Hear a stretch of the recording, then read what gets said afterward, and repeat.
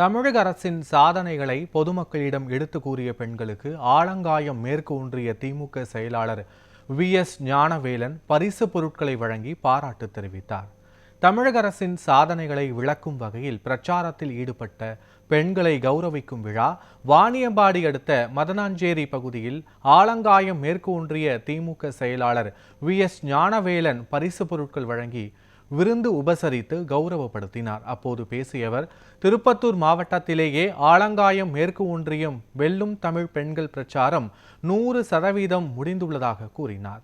வரும் சட்டமன்ற தேர்தலில் திருப்பத்தூர் மாவட்டத்தில் ஆலங்காயம் ஒன்றியத்தில் அதிக வாக்குகளை பெற்று தர பாடுபட வேண்டும் என்றும் அவர் கேட்டுக்கொண்டார்.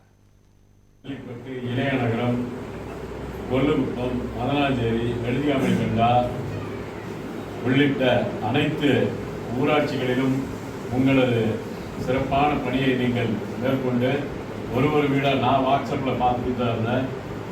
ஒரு வீடாக நீங்கள் போய் அதை முறையாக அந்த பயிற்சியை மேற்கொண்டு தலைவரோட சாதனைகளெல்லாம் நீங்கள் எடுத்து சொல்லி அத்தகைய ஒரு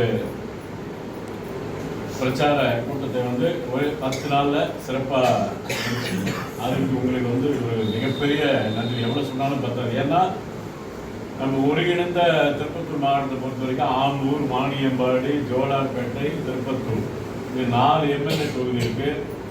4 சட்டமன்ற தொகுதியிலும் நம்ம ஒரே ஒரு ஒன்றியம் மட்டும்தான் 100% முடிச்சு காட்டுறோம்.